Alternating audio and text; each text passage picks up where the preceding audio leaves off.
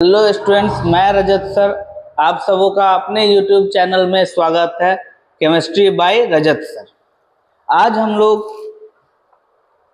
Class 11th का first chapter organic chemistry का general organic chemistry start करने जा रहे हैं। सवाल है मन में, क्या ये सिर्फ क्लास 11th के लिए हेल्पफुल है? तो मेरा जवाब है नहीं। आपको इससे क्लास 12th के ऑर्गेनिक केमिस्ट्री को आप शुरू करने वाले हैं। Halo alkane and halo arenes, alcohol, phenol, ether 12th के चैप्टर्स के लिए भी आपके लिए इम्पोर्टेंट है और कंपटीशन के व्यू से भी काफ़ी ज़्यादा ये इम्पोर्टेंट है। एक दो क्वेश्चन यहाँ से डायरेक्ट नीट में, जेईई मेंस में पूछा जाता है। ठीक है, तो अभी रिसेंटली रीनीट होने वाला है 21 जून को, उसमें भी आपके लिए ये हेल्पफुल होगा। ठीक है, तो आज स्टार्ट करते हैं बिना समय को गवाए हुए general organic chemistry.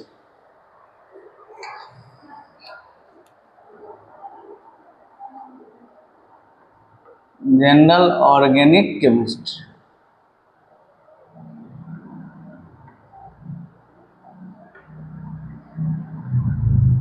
General organic chemistry.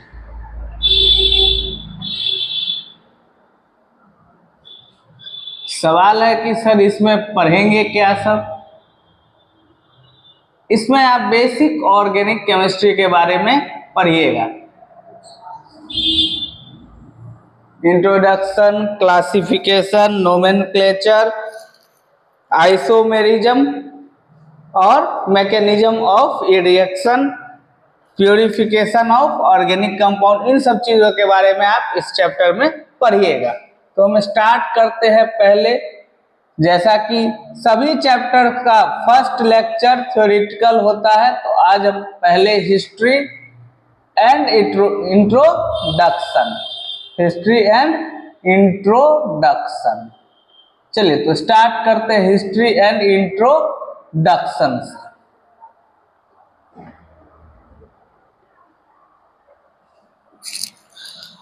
देखिए, पुराने समय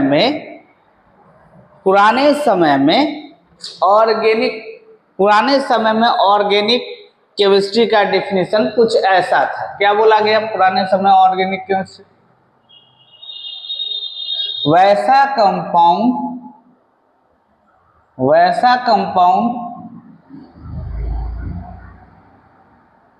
जो डायरेक्टली और इनडायरेक्टली, दोज कंपाउंड्स डायरेक्टली और indirectly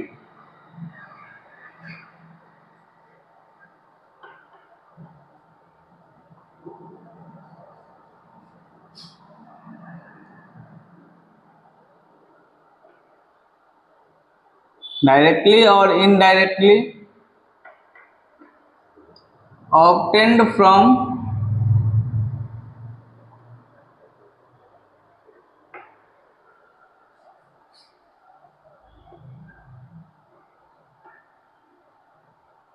living sources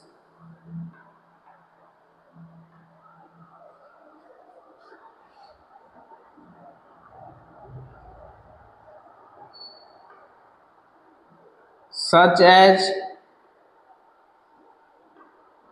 plants and animals. जो लिविंग सोर्सेस से प्राप्त हो, प्लांट और एनिमल से मिले, उसको क्या कहा जाता था?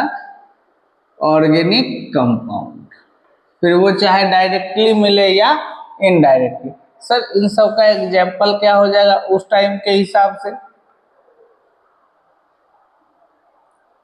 एग्जाम्पल में आप लिख सकते हैं प्रोटीन, शुगर, वाइल्स, ईटीसी। ठीक, फिर इसके बाद आता है वैसे कंपाउंड जो नॉन लिविंग सोर्स से प्राप्त हो।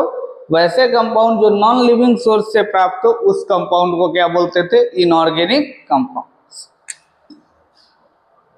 Those compounds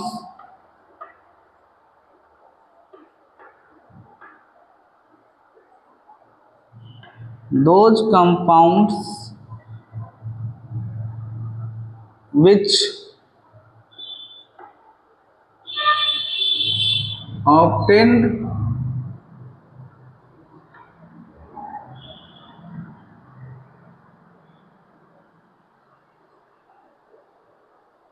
from non-living sources, from non-living sources.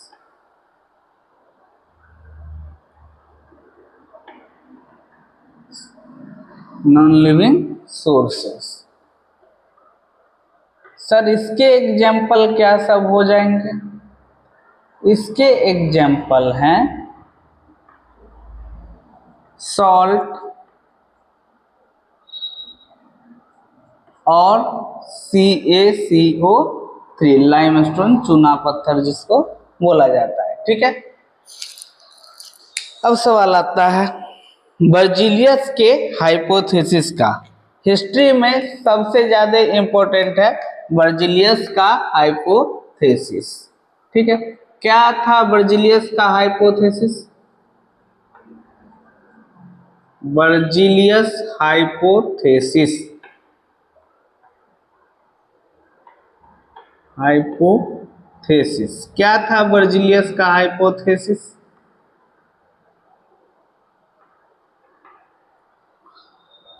Berzelius का हाइपोथेसिस क्या था?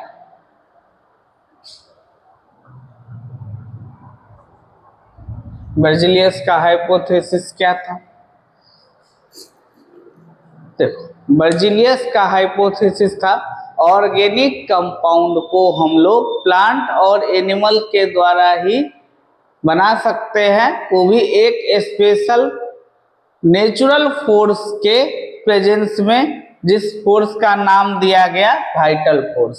ऑर्गेनिक कंपाउंड को हम लोग लिविंग सोर्स से ही बना सकते हैं, प्लांट और एनिमल से ही बना सकते हैं, और उस फोर्स का नाम दिया गया vital force.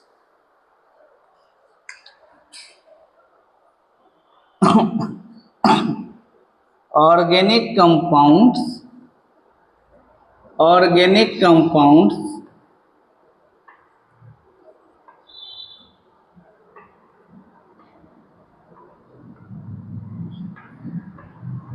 can be prepared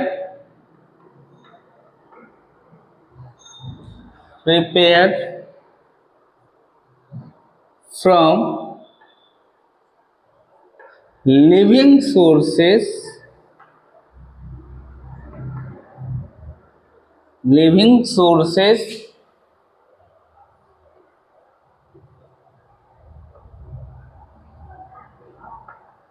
under a natural forces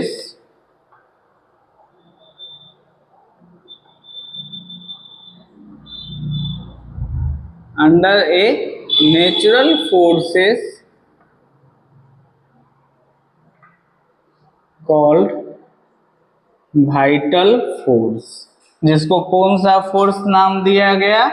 vital force. Organic compound को हम लोग लिविंग सोर्स से ही प्रिपेयर कर सकते हैं, वो भी एक स्पेशल फोर्स के इन्फ्लुएंस में, जिस फोर्स का नाम दिया गया वाइटल फोर्स। ठीक है, इससे भी खतरनाक बात बोल दिए इसके बाद का। पहले आप इसका स्क्रीनशॉट ले लीजिए, ठीक है, पाउच करके, या लिखना है तो आप पाउच करके इसको लिख सकते हैं। ठीक है, इसके बाद क्या बोल दिए? इसके बाद बोले कि ये जो वाइटल फोर्स है ये नॉन लिविंग थिंग के द्वारा ऑपरेट नहीं किया जा सकता, या आर्टिफिशियली इस फोर्स को ऑपरेट नहीं किया जा सकता है, और यही कारण है कि ऑर्गेनिक कंपाउंड को हम लोग लैब में नहीं बना सकते। बाद में इनका बात अभी जस्ट पढ़ेंगे कि इनका जो बात था ये झूठा साबित हुआ और अनेकों ऑर्गेनिक कंपाउंड को लैब में बनाया गया। ठीक है, हम जान रहे हैं फर्स्ट लेक्चर किसी भी चैप्टर का थोड़ा थ्योरेटिकल होता है, जैसे जैसे आगे बढ़ेंगे अच्छे अच्छे चीजों से हमें मुलाकात होगी। बट किसी दिन पूछ लिया इससे क्वेश्चन तो पढ़ना जरूरी है। यकीन मानिए एनसीईआरटी के बाहर भी जो टॉपिक आपके लिए जरूरी होगा वो हम इस क्लास के अंदर आपको फ्री यूट्यूब चैनल पे पढ़ाएंगे। क्या बात बोल के गए इसके बाद कि these forces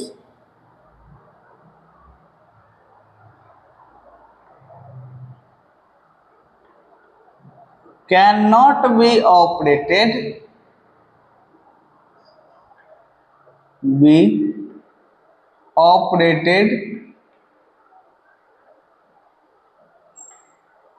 artificially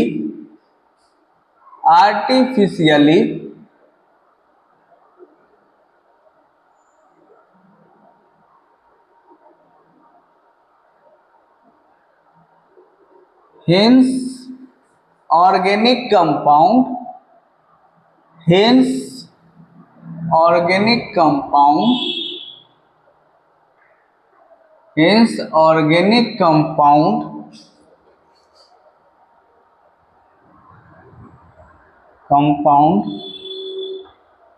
cannot be prepared in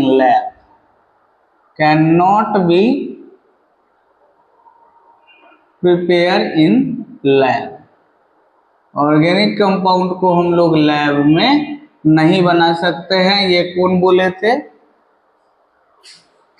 J Berzelius. ये कौन बोले थे?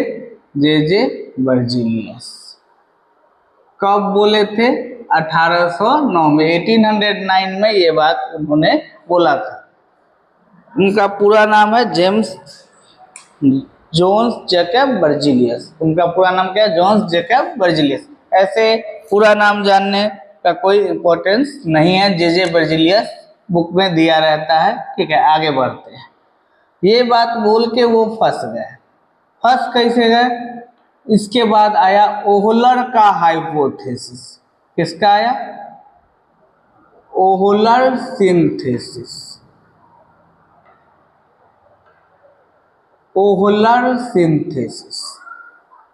ओहलर का नाम थोड़ा याद रखिएगा। क्यों याद रखिएगा बताते हैं। ओहलर का नाम क्यों याद रखना है बताते हैं।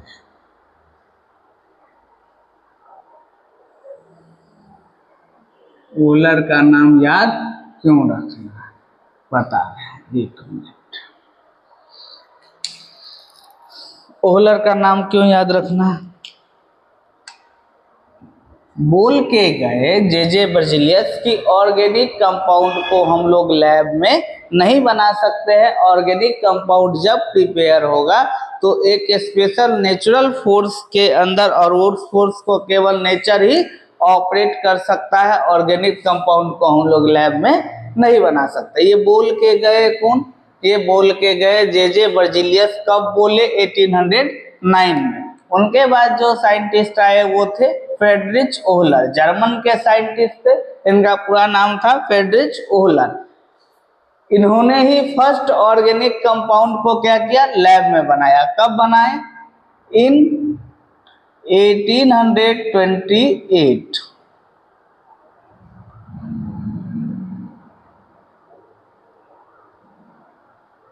ओहलर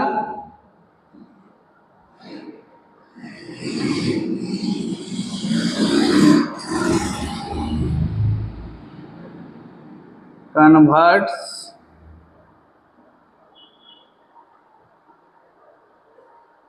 ammonium cyanate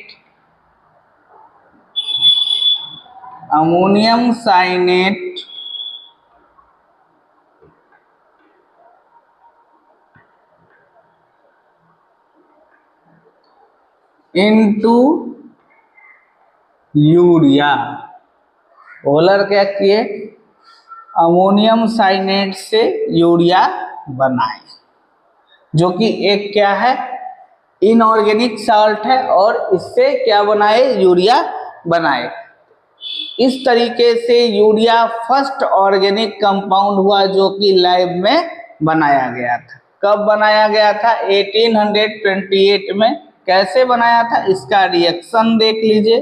ammonium साइनेट NH4CnO, ammonium साइनेट को क्या किया गया, हीट किया गया, हीट किया गया। आप चाहिए तो इसका रिएक्शन ध्यान रख सकते हैं। किसी किसी बुक में हीट का सिंबल दिया रहता है और किसी किसी बुक में एरो के ऊपर लिखा रहता है ओहलर सिंथेसिस। क्या लिखा रहता है, ओहलर सिंथेसिस। ठीक है, अमोनियम साइनेट को हीट किया गया कितने टेम्परेचर पे, 60 से 70 डिग्री सेल्सियस पे, जिसको कि आप केल्विन में कन्वर्ट करना चाहिए। तो देखो डिग्री सेल्सियस को केल्विन में कन्वर्ट करने का एक ही तरीका है, उसमें 273 को क्या करना है, ऐड कर देना है। तो इसमें मेरे भाई 273 को ऐड कीजिएगा तो कितना आएगा, 333 केल्विन से 343 केल्विन टेम्परेचर रखना है। आपको टेम्परेचर याद रहे तो ठीक है, ना याद रहे तो कोई बात नहीं। ठीक है, इससे क्या बना, यूरिया बना। यूरिया का फॉर्मूला क्या होता है, NH2 C double bond O NH, ये यूरिया बना। तो यूरिया के बारे में आपको 2-3 बात याद रखना है। यूरिया पहला ऐसा ऑर्गेनिक कंपाउंड हुआ जो लैब में बनाया गया। कौन बनाए थे, फ्रेडरिच ओहलर नाम के साइंटिस्ट बनाए थे। कब बनाए थे, 1828 में बनाए थे। किससे बनाए थे, तो अमोनियम साइनेट से बनाए थे। 2-3 बात यूरिया का आप याद रख लीजिएगा, डायरेक्ट क्वेश्चन कभी कभी पूछ देता है। इसके बाद ढेर सारे कंपाउंड हुए जो कि लैब में बनाया गया। इसके बाद आए 1845 में कॉल्बे। कौन आए, कॉल्बे। ये क्या बनाए, ये बनाए acetic acid. Acetic acid second organic compound है जो कि क्या लैब में बनाया गया था।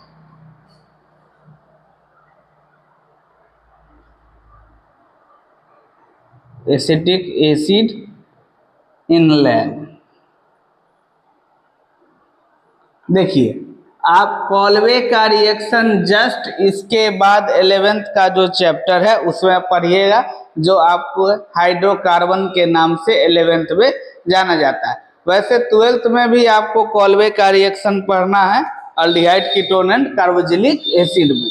ठीक है, कॉल्वे रिएक्शन से सैलिसाइलिक एसिड बनेगा जिसको कि आप 2 हाइड्रोक्सी बेंजोइक एसिड बोलते हैं। अभी आप नोमेनक्लेचर आपने नहीं पढ़ा है, ठीक है, नोमेनक्लेचर जब आप पढ़ लीजिएगा तो आपको पता चलेगा। ठीक, ये हो गया।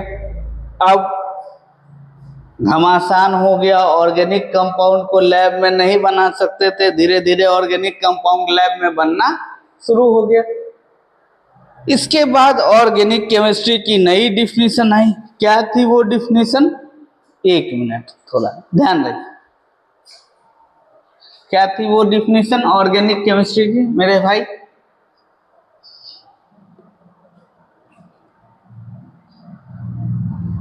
नई डिफिनीशन क्या थी ऑर्गेनिक केमिस्ट्री की,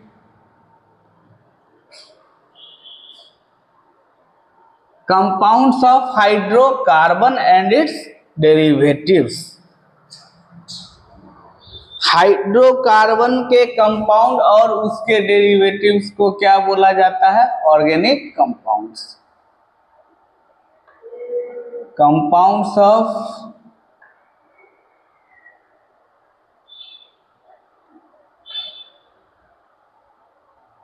hydrocarbon,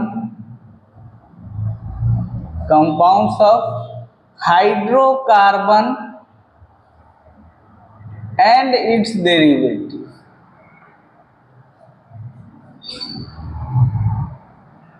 and its derivatives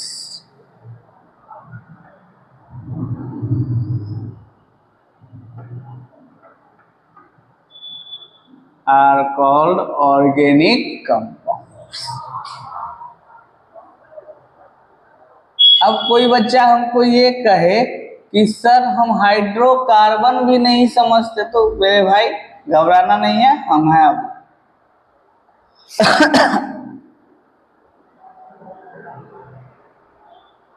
organic compounds, ठीक है, और जिसमें हम इसके बारे में स्टडी करेंगे उसको ऑर्गेनिक केमिस्ट्री बोलेंगे, ये भी ठीक है। सर कोई एक एग्जांपल आप दे दीजिए हाइड्रोकार्बन का भी और उसके डेरिवेटिव्स का भी, ले लो कोई सा भी एग्जांपल आप ले लीजिए। ये हो गया हाइड्रोकार्बन और ये हो गया उसका डेरिवेटिव्स, ठीक है। इसको क्लोरोइथेन, इसको इथेन बोलते हैं। अब सवाल आता है कि हाइड्रोकार्बन क्या होता है, वो हम नहीं समझे। कोई बच्चा हमको ये कह दे sir compounds of hydrocarbon and its derivatives, hydrocarbon और उनके डेरिवेटिव्स को क्या बोलते हैं, ऑर्गेनिक कंपाउंड बोलते हैं। लेकिन ये तो बताइए कि हाइड्रोकार्बन किसको कहते हैं, ये बताइए कि हाइड्रोकार्बन किसको कहते हैं। ठीक है, हाइड्रोकार्बन किसको कहते हैं ये भी बता देते हैं।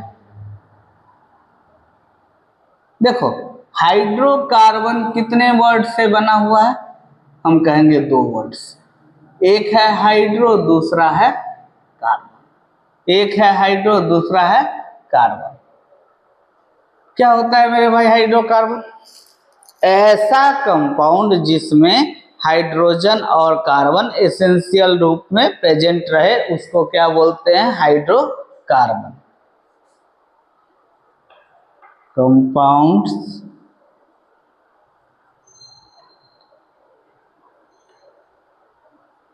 in which hydrogen and carbon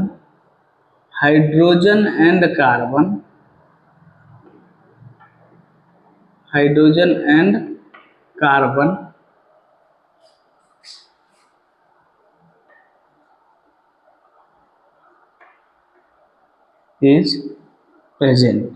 ऐसा कंपाउंड जिसमें हाइड्रोजन और कार्बन प्रेजेंट हो उसको क्या बोलते हैं, हाइड्रोकार्बन, ठीक है।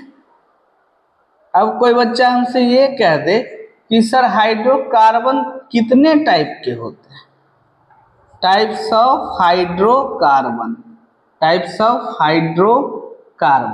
मुख्यतः हाइड्रोकार्बन 2 टाइप के होते हैं। वैसे तो उसके अंदर भी टाइप है लेकिन मुख्यतः 2 टाइप के हाइड्रोकार्बन हैं। कौन कौन से? तो पहला है सेचुरेटेड हाइड्रोकार्बन और दूसरा है अनसेचुरेटेड हाइड्रोकार्बन। पूछिएगा सेचुरेटेड हाइड्रोकार्बन क्या है, अनसेचुरेटेड हाइड्रोकार्बन क्या है? सर हमने तो फिजिकल मोल कॉन्सेप्ट में पढ़ा था और सॉल्यूशन के अंदर पढ़ा था कि सेचुरेटेड सॉल्यूशन होता है, फिर यहाँ ऑर्गेनिक में सेचुरेटेड हाइड्रोकार्बन भी आ गया और अनसेचुरेटेड हाइड्रोकार्बन भी आ गया। ये सेचुरेटेड वर्ड जान काहे नहीं छोड़ रहा है भाई? ऐसा भी बोल सकते हैं ये सेचुरेटेड वर्ड जान नहीं छोड़ रहा है। सेचुरेटेड हाइड्रोकार्बन क्या है? जिस कंपाउंड के अंदर carbon to carbon single bond हो, जिस कंपाउंड के अंदर क्या हो, carbon to carbon single bond. Compounds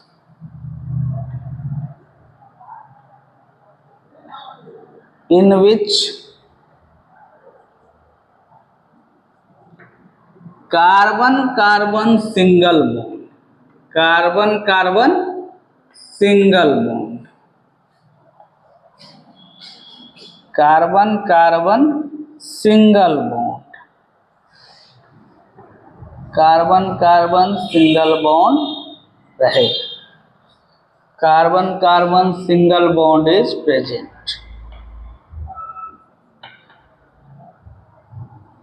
मेरे भाई इसका एग्जाम्पल क्या होगा? इसका एग्जाम्पल अल्केन और उसके डेरिवेटिव्स। अच्छा डेरिवेटिव्स का मतलब जानते हैं? उससे उत्पन्न किया गया, प्राप्त किया गया, अल्केन्स एंड डेरिवेटिव्स।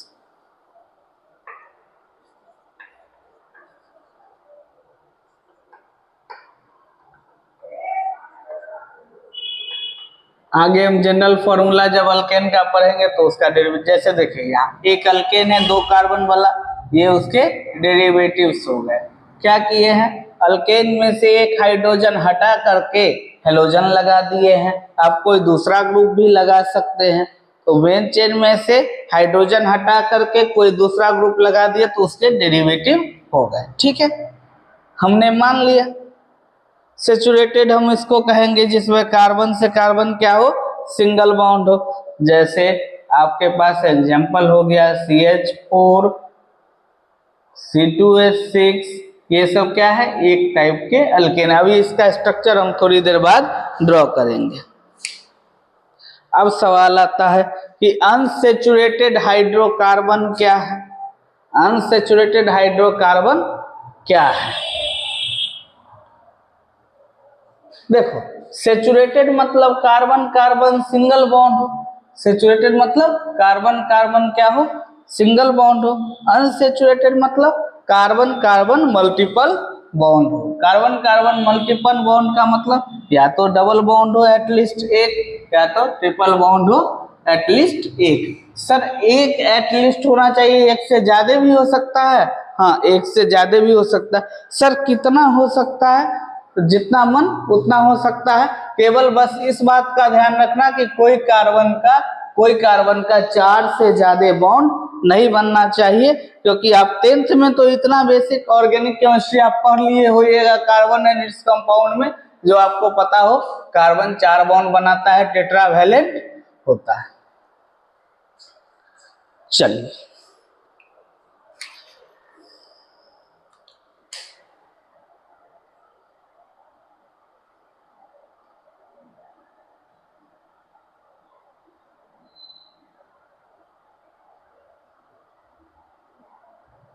अनसेचुरेटेड के बारे में थोड़ा सा बात हम करेंगे। अब आप लोगों के साथ किसके बारे में बात करेंगे, अनसेचुरेटेड हाइड्रोकार्बन। दूसरा जो हाइड्रोकार्बन का टाइप था वो क्या था, अनसेचुरेटेड।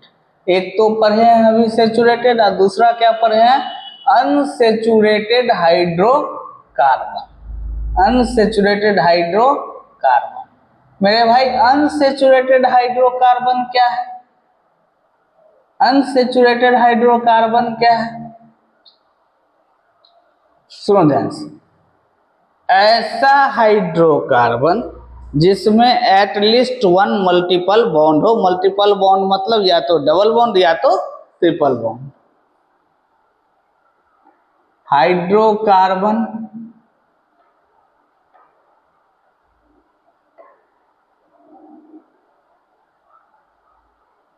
हैविंग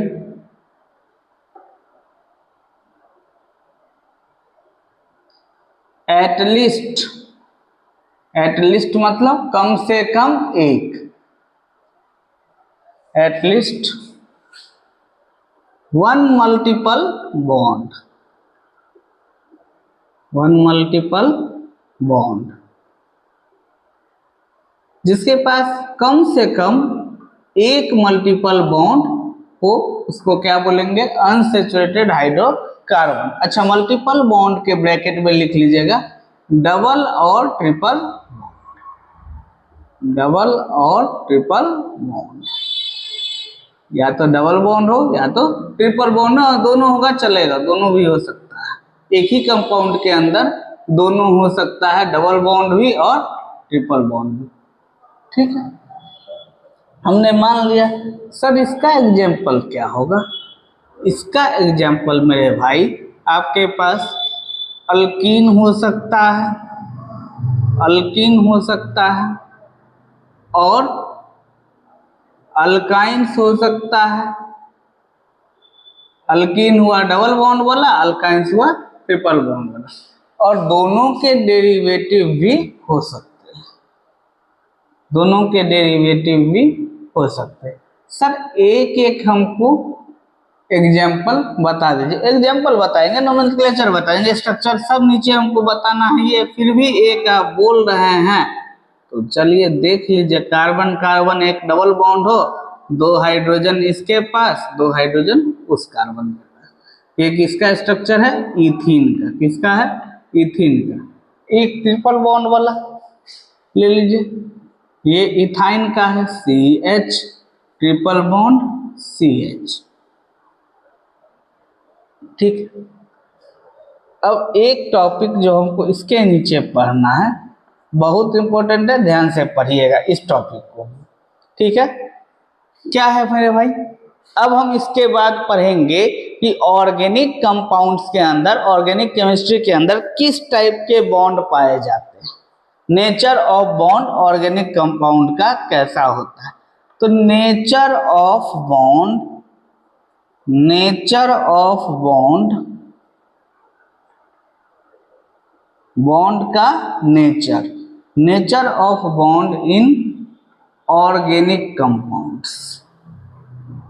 ऑर्गेनिक कंपाउंड्स के अंदर बॉन्ड का नेचर कैसा होता है वो हम देखेंगे।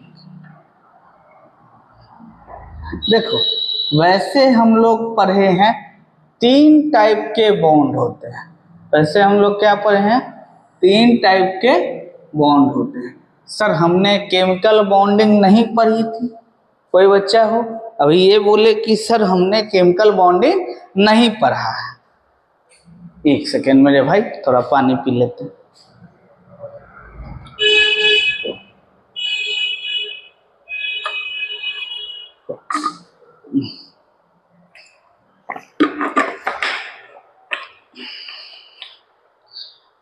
देखो, 3 टाइप का बॉन्ड होता है।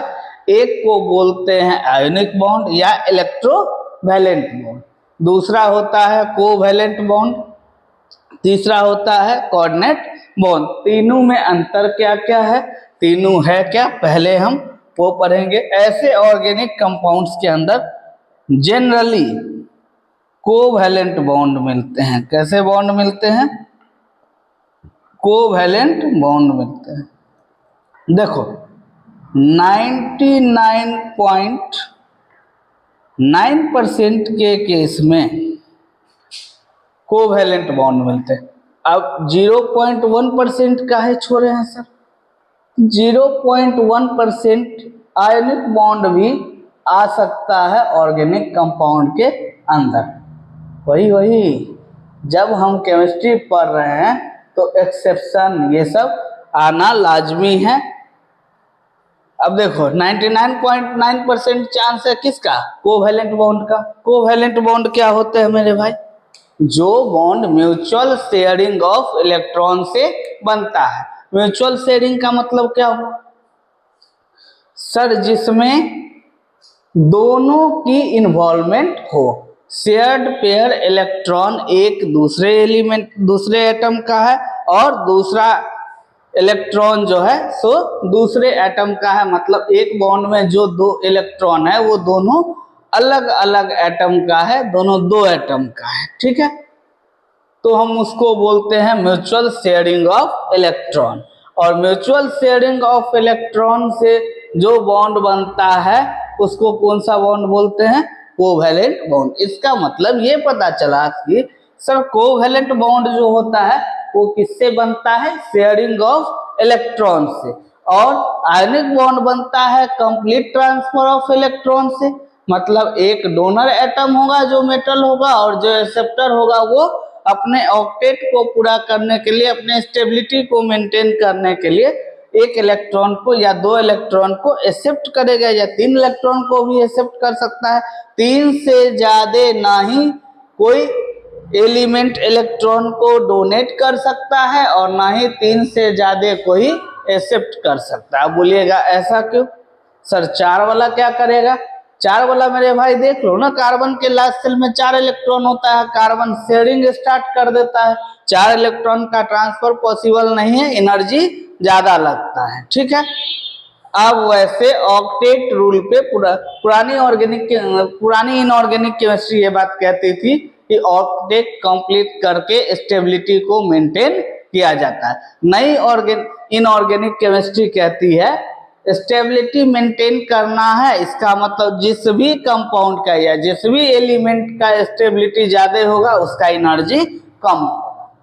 यही कारण है कि जेनन कुछ कंपाउंड एग्जिस्ट करने लगे हैं जेनन के, क्योंकि ऑक्टेट तो जबकि सभी इनर्ट गैस का क्या होता है, पूरा होता है, लेकिन जेनन फिर भी कंपाउंड बनाता है। जेनन इसीलिए कंपाउंड बनता है, अपने एनर्जी को रिड्यूस करता है, स्टेबिलिटी को बढ़ाता है। ये नई वाली इनऑर्गेनिक केमिस्ट्री कहती है। अब 0.1% क्या होगा, आयोनिक बॉन्ड होगा। सर आयोनिक बॉन्ड जब 0.1% होगा तो ये भी जाहिर सी बात है कि कुछ ही कंपाउंड के अंदर एग्जिस्ट कर रहा होगा ऐसा बॉन्ड। हाँ मेरे भाई, ये दो कंपाउंड के अंदर एग्जिस्ट करता है RMgS, जिसको आप ग्रिग्नार्ड रिएजेंट के नाम से जानिएगा। यहाँ पे मेटल और कार्बन का बॉन्डिंग होता है, मेटल और हेलोजन का बॉन्डिंग होता है। ये मेटल है और ये कार्बन से अल्काइल ग्रुप से बॉन्डिंग किए हुआ है और एक तरफ हेलोजन से। तो यहाँ मेटल नॉन मेटल का बॉन्ड है, इसलिए कैसा बॉन्ड है, आयोनिक बॉन्ड है। एक और है सर, एक आप टेट्रा इथाइल लेड के केस में देखिएगा C2H5 का whole 4 Pb, tetra ethyl lead, ये भी आयनिक बॉन्ड बनाता है और है क्या, ऑर्गेनिक कंपाउंड है, आयनिक बॉन्ड बनाता है। तो कुछ एक्सेप्शन केस में आयनिक बॉन्ड एग्जिस्ट करते हैं ऑर्गेनिक कंपाउंड्स के अंदर। बाकी 99% केस में क्या एग्जिस्ट करता है, कोवेलेंट बॉन्ड, ये जो कार्बन कोवेलेंट बॉन्ड बना रहा है।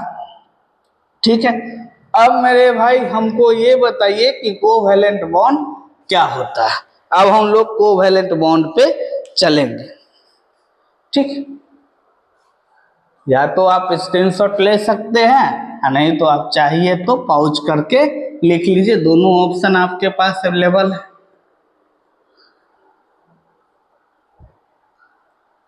चलिए,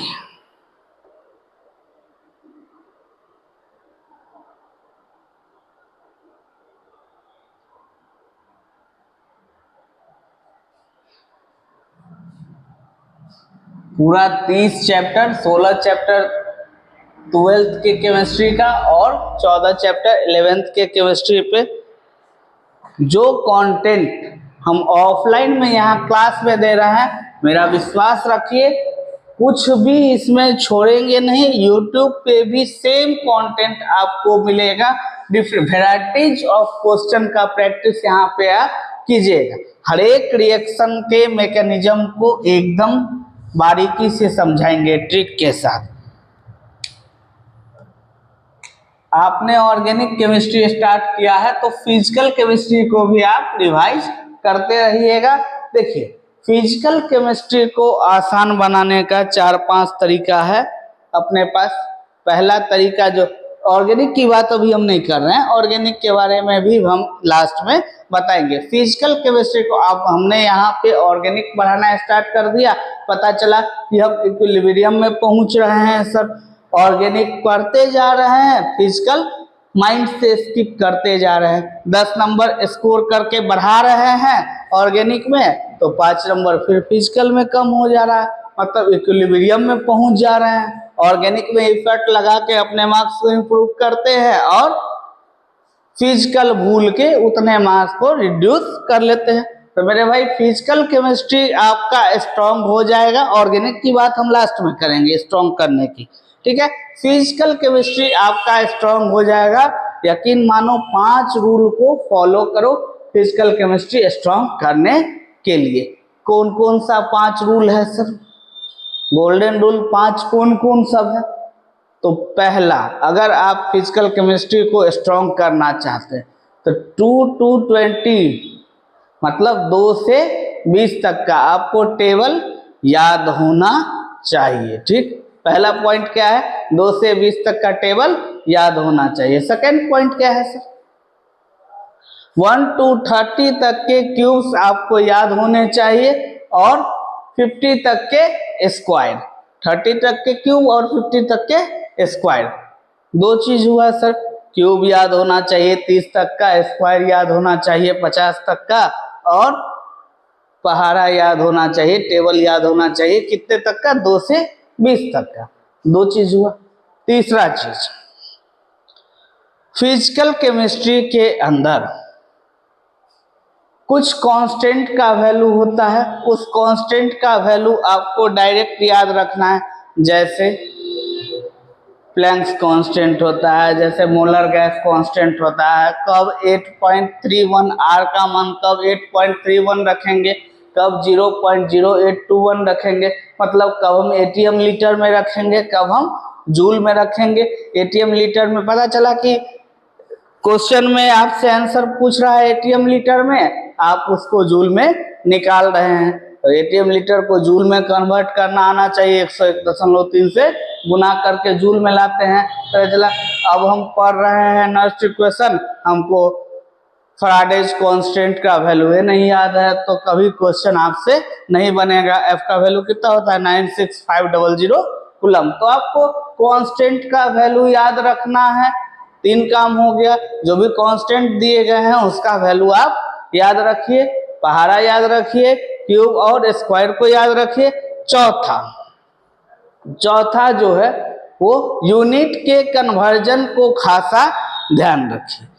कब किस चीज में आपसे आंसर मांग रहा है, उस चीज में, उस यूनिट में आपको आंसर निकाल के देना होगा, तभी आपका क्वेश्चन सही माना जाएगा। अन्यथा आप आता हुआ क्वेश्चन को क्या कर लीजिएगा, गलत कर लीजिएगा। तो यही 3-4 बेसिक टिप्स है फिजिकल केमिस्ट्री को स्ट्रॉन्ग करने का। ऑर्गेनिक को एकदम रिएक्शन को मैकेनिज्म से पढ़ना है, एकदम ध्यान से सारा कुछ को मैनेज करना है। आते हैं मेरे भाई अब हम आगे की टॉपिक पे। सर आगे का टॉपिक क्या आप बताइएगा, अब इसके बारे में हमको क्या जानना है। तो कोवैलेंट बॉन्ड क्या होता है, कोवैलेंट बॉन्ड क्या होता है। सर आप बोले थे स्टार्टिंग में 3 तरीके का बॉन्ड हम लोग पढ़े थे। ऐसे तो होता है उसके अंदर hydrogen bond, intermolecular hydrogen bond, intramolecular hydrogen, बहुत तरीके का, लेकिन वैसे 3 तरीके का आप बोले थे कि केमिकल बॉन्डिंग में आप लोग पढ़ के आए होइएगा। लेकिन सर केमिकल बॉन्डिंग का पढ़ा हुआ हम भूल गए, आप कहिए तो थोड़ा सा हम रिकॉल कर देते हैं। उसमें भी अभी हम बोर्ड पे 2 ही बॉन्ड लिखे थे, 3 बॉन्ड कह के 2 बॉन्ड लिखे थे। एक लिखे थे कोवैलेंट, दूसरा लिखे थे आयोनिक। तीसरा कौन सा बॉन्ड होता है, हाँ, तो आयनिक बॉन्ड हम उसको बोलते हैं जो कंप्लीट ट्रांसफर ऑफ इलेक्ट्रॉन से बनता है, जिसमें इलेक्ट्रोस्टैटिक फोर्स ऑफ अट्रैक्शन रहता है। एक डोनर एटम रहेगा, दूसरा एक्सेप्टर। मेटल इलेक्ट्रॉन को डोनेट करेगा और नॉन मेटल इलेक्ट्रॉन को एक्सेप्ट करेगा। कोवैलेंट बॉन्ड बनता है म्यूचुअल शेयरिंग ऑफ इलेक्ट्रॉन से, मतलब एक इलेक्ट्रॉन को देगा और दूसरा इलेक्ट्रॉन को शेयर करेगा, वो भी सेम, ठीक है, दोनों म्यूचुअल शेयरिंग करेगा। तीसरा कौन सा बॉन्ड होता है, तीसरा बॉन्ड होगा वो भी बनता है शेयरिंग ऑफ इलेक्ट्रॉन के कारण ही, लेकिन कोवैलेंट के अंदर म्यूचुअल शेयरिंग रहता है। और तीसरा जो बॉन्ड बनता है उसको बोलते हैं कोऑर्डिनेट बॉन्ड। कौन सा bond, coordinate bond. Coordinate bond के अंदर एक ही एटम का दोनों इलेक्ट्रॉन शेयरिंग में रहेगा, एक ही एटम का दोनों इलेक्ट्रॉन शेयरिंग में रहता है, जिसको हम क्या बोलते हैं, coordinate bond. Coordinate bond generally बनता है लोन पेयर के डोनेशन से। कोऑर्डिनेट बॉन्ड जनरली कैसे बनता है, लोन पेयर के डोनेशन से, ठीक है। कोवैलेंट बॉन्ड क्या है, ऐसा बॉन्ड जो म्यूचुअल शेयरिंग ऑफ इलेक्ट्रॉन से बने, एक तुम दो तो एक हम देंगे। मान के चलो इसको समझने का सबसे अच्छा तरीका है, कभी सर बच्चा कंफ्यूज रहता है, एक तो आप अलग कर दिए उसको आयनिक बॉन्ड को कि जिसमें ट्रांसफर ऑफ इलेक्ट्रॉन हो, कंप्लीट पॉजिटिव चार्ज और कंप्लीट नेगेटिव चार्ज आएगा बॉन्ड टूटने पर, इलेक्ट्रोस्टैटिक फोर्स ऑफ अट्रैक्शन होगा, मेटल इलेक्ट्रॉन देगा और नॉन मेटल लेगा। ये आप ये बता दिए तो इसको हम नहीं भूलेंगे। लेकिन ये दोनों जो बॉन्ड है कोवैलेंट बॉन्ड और कोऑर्डिनेट बॉन्ड, दोनों शेयरिंग ऑफ इलेक्ट्रॉन से बनता है, लेकिन हमको याद नहीं रहेगा म्यूचुअल शेयरिंग कब होगा और एक ही एटम का इलेक्ट्रॉन दोनों शेयर कब होगा जिससे कोऑर्डिनेट बॉन्ड बनेगा। तो इसके लिए मेरे भाई एक चीज को समझ लो, मान लो तुम दो दोस्त हो, दोनों मिलके एक स्कूटी या बाइक खरीदे, जो भी खरीदे, और मेरे यहाँ आप ऑफलाइन क्लास में आते हैं पढ़ने के लिए केमिस्ट्री जोन में हैदराबाद में, और एक ही जगह से दोनों दोस्त आ रहे हैं, तो दो कंडीशन होगा। या तो उस स्कूटी के अंदर आपको आधा पैसा देना होगा, आधा आधा, और तेल भराइएगा उसका भी आधा आधा। तो ये म्यूचुअल शेयरिंग हो गया। ये कैसा बॉन्ड हो गया? कोवैलेंट बॉन्ड हो गया। दोनों को सेम जगह आना है और पढ़ के जाना है, तो ये कोवैलेंट बॉन्ड हो गया। अब मान लो एक दोस्त है आपका जो आपसे बहुत अच्छा दोस्ती है, गहरी दोस्ती है, उपकार के भावना से आपको दोस्ती के नाते अपना ही पैसा से गाड़ी लिया और अपना ही पैसा से पेट्रोल भरा रहा है, बदले में आपको ट्यूशन ले जा रहा है और ट्यूशन से घर ले जा रहा है, तो ये कोऑर्डिनेट बॉन्ड हो।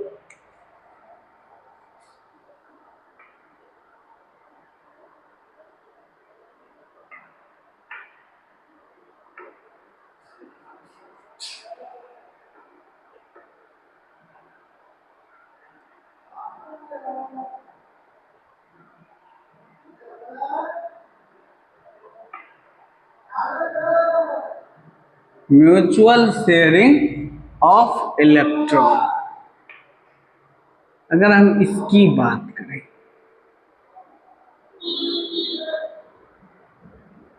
थोड़ा सा हम आपका यहाँ पे टाइम लेंगे। जैसे मान लीजिए आपने यहाँ पे मीथेन का स्ट्रक्चर बनाया, हम मान के चल रहे हैं कि आप एटॉमिक स्ट्रक्चर पढ़ के आए हैं, हम मान के चल रहे हैं आप क्लास 11th का एटॉमिक स्ट्रक्चर पढ़ लिए हैं, तो आपको इलेक्ट्रॉनिक कॉन्फ़िगरेशन लिखने का भी थोड़ा आइडिया लग गया होगा। हाइड्रोजन के पास मेरे भाई एक ही इलेक्ट्रॉन होता है और इसका इलेक्ट्रॉनिक कॉन्फ़िगरेशन होता है 1s1। सभी हाइड्रोजन के पास होगा, सभी हाइड्रोजन के पास अपना अपना एक इलेक्ट्रॉन होगा। उस एक इलेक्ट्रॉन को इस बॉन्ड में शेयर किया होगा हाइड्रोजन, और एक इलेक्ट्रॉन कार्बन का, यहाँ भी एक इलेक्ट्रॉन हाइड्रोजन का, एक इलेक्ट्रॉन कार्बन का, यहाँ भी एक इलेक्ट्रॉन कार्बन का, एक हाइड्रोजन का, एक कार्बन का और एक हाइड्रोजन का, चारों जगह ऑक्टेट कंप्लीट है, 8 इलेक्ट्रॉन हो गया। ठीक है सर, हाइड्रोजन के 1s1 के इलेक्ट्रॉन तो हमको समझ में आता है, कार्बन का थोड़ा सा हमको बता दीजिए, 4 इलेक्ट्रॉन कैसे बॉन्डिंग में। कोई बच्चा हमसे ये क्वेश्चन पूछते तो कार्बन का मेरे भाई हम जानते हैं एटॉमिक नंबर कितना होता है, 6। हम मान के चल रहे हैं कि आप एटॉमिक स्ट्रक्चर पढ़ के आए, हम ये सब जान रहे हैं कि थोड़ा बहुत आपको याद नहीं होगा, तो हम लिखेंगे यहाँ पे तो आपको याद हो जाएगा, इतना हम मान के चल रहे हैं। ठीक है, इसका अगर इलेक्ट्रॉनिक कॉन्फ़िगरेशन लिखेंगे तो कैसे लिखेंगे? 1s2 2s2 2p2 ऐसा कुछ। सर वैलेंस सेल का अगर हम डिजेनरेट ऑर्बिटल बनाएंगे, वैलेंस सेल का अगर हम डिजेनरेट ऑर्बिटल बनाएंगे तो कुछ ऐसा बनेगा 2s2 और 2p में भी 3 इलेक्ट्रॉन कि 2 electron, 2 electron. Sir 3 degenerate orbital ना बनेगा, इलेक्ट्रॉन तो 2 ही है, हमको दिख रहा है मेरे भाई, एकदम ठीक है। 2p ऑर्बिटल है और 2p में 3 डिजेनरेट ऑर्बिटल बनता है, ये हम लोग एटॉमिक स्ट्रक्चर और केमिकल बॉन्डिंग दोनों में पढ़ चुके हैं, px py और pz। 3 ऐसा तो नहीं है कि 3 डिजेनरेट ऑर्बिटल बनेगा तो 3 इलेक्ट्रॉन भराएगा, हम पढ़ के आए हैं सर एक डिजेनरेट ऑर्बिटल्स में 2 इलेक्ट्रॉन भराता है एक, और दोनों का डायरेक्शन कैसा होता है, अपोजिट स्पिन होता है, ये हम पढ़ के आए हैं। ठीक है, अब वो principle, Pauli principle, Hund's rule सब पढ़ के आए हैं, तभी एटॉमिक स्ट्रक्चर याद है। चलो हम मान लिए कि आप पढ़ के आए हैं। तो मेरे भाई यहाँ तो 2p में सर 2 ही इलेक्ट्रॉन है, 2p में 2, और 2s में भी 2 है। 1s का नहीं बनाया, केवल वैलेंस शेल का बनाया है। आउटर मोस्ट शेल के इलेक्ट्रॉन को हमने दर्शाया है। 2p में 2 है और 2s में भी 2 है। कोई बच्चा थोड़ा सा जिसको याद है वो हमको पूछ दे कि सर हम भी वैलेंस बॉन्ड थ्योरी और मॉलिक्यूलर ऑर्बिटल थ्योरी पढ़ के आए हैं, उसमें हम पढ़े थे केवल अनपेयर्ड इलेक्ट्रॉन ही बॉन्ड बनाने में पार्टिसिपेट करते हैं। इस हिसाब से तो कार्बन के पास 2 ही अनपेयर्ड इलेक्ट्रॉन है, कार्बन के पास 2 ही अनपेयर्ड इलेक्ट्रॉन है, तब तो कार्बन को 2 ही बॉन्ड बनाना चाहिए। यहाँ आप 4 बॉन्ड बना दिए हैं कार्बन का। देखो ये जो कॉन्फ़िगरेशन है ये है ग्राउंड स्टेट का। किसका? ग्राउंड स्टेट का। अब इसको हमको 4 बॉन्ड अगर बनाना है तो ये 2s का इलेक्ट्रॉन इसके ऑर्बिटल से निकाल करके हमको 2p का z जो खाली है इसमें इलेक्ट्रॉन को शिफ्ट करना होगा, और इलेक्ट्रॉन एक ऑर्बिटल से दूसरे ऑर्बिटल में ले जाने के लिए हमको चाहिए एनर्जी। इलेक्ट्रॉन को एक ऑर्बिटल से दूसरे ऑर्बिटल में ले जाने के लिए हमको क्या चाहिए? एनर्जी। आपने पढ़ा होगा इलेक्ट्रॉन को एक ऑर्बिटल से दूसरे ऑर्बिटल में ले जाते हैं तो एनर्जी की रिक्वायरमेंट होती है, और उस एनर्जी को क्या बोलते हैं? Ionisation energy. ऐसा पढ़ा होगा, आयोनाइजेशन एनर्जी का डिफिनेशन सबने पढ़ रखा होगा। ग्राउंड स्टेट से एक्साइटेड स्टेट में ले जाने के लिए जो एनर्जी लगता है उसको क्या बोलते हैं? Ionisation energy. हाँ, आप पहला इलेक्ट्रॉन निकाल रहे हैं तो फर्स्ट आयोनाइजेशन एनर्जी, उसके बाद वाला इलेक्ट्रॉन निकाल रहे हैं तो सेकेंड आयोनाइजेशन एनर्जी। पहले आयोनाइजेशन एनर्जी का वैल्यू कम होगा, लेकिन जैसे जैसे इनर सेल के इलेक्ट्रॉन को निकालने का कोशिश करेंगे आयोनाइजेशन एनर्जी की मात्रा हमको बढ़ानी पड़ेगी। अब इसको हमने क्या किया मेरे भाई? फर्स्ट एक्साइटेड स्टेट में ले गया तो इसमें 2s में कितना इलेक्ट्रॉन बचा? 1। और चूंकि हमने p में इलेक्ट्रॉन को शिफ्ट कर दिया है, p में इलेक्ट्रॉन को शिफ्ट कर दिया है, अब p में शिफ्टिंग कहाँ पे होगा? जहाँ पे सर जगह खाली है। ऐसा भी आप कर सकते थे कि पहले py pz को आप भर सकते थे तो ps में जाता, सबकी एनर्जी क्या होती है? सेम होती है, कोई दिक्कत नहीं है। तो अब देखिए इस इलेक्ट्रॉन को आप इसमें शिफ्ट किए हैं, अब 4 का 4, अब गौर से देखिए, अब 4 का 4 इलेक्ट्रॉन क्या हो गया? अनपेयर्ड हो गया। अब ये आसानी से क्या कर सकता है? कार्बन 4 बॉन्ड बना सकता है। हाँ, लेकिन आपको इलेक्ट्रॉन शिफ्टिंग के लिए क्या कंडीशन है कि ऑर्बिट करीब वाला होना चाहिए, मतलब सेल नंबर सेम होना चाहिए। ऐसा थोड़े है 2s के इलेक्ट्रॉन को 7s में पहुंचा देंगे, ऐसा नहीं हो सकता है। तो सेल नंबर सेम होना चाहिए। पहला कंडीशन, एक्साइटेड स्टेट में ले जाने के लिए सेल नंबर क्या होना चाहिए? सेम होना चाहिए। दूसरा कंडीशन क्या है?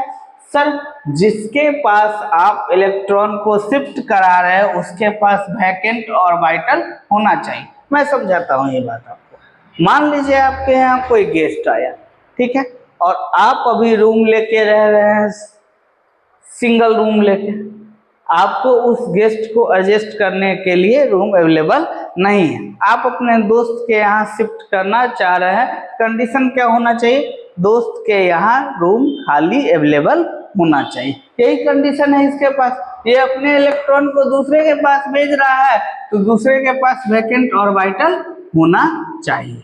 मेरे ख्याल से आप इसको समझ गए होइएगा। कल से हम आपके लिए अल्केल फैमिली को स्टार्ट करते हैं। आज यहीं रखते हैं, आज का क्लास यहीं रखते हैं, कल से अल्केल फैमिली को स्टार्ट करेंगे। Thank you so much.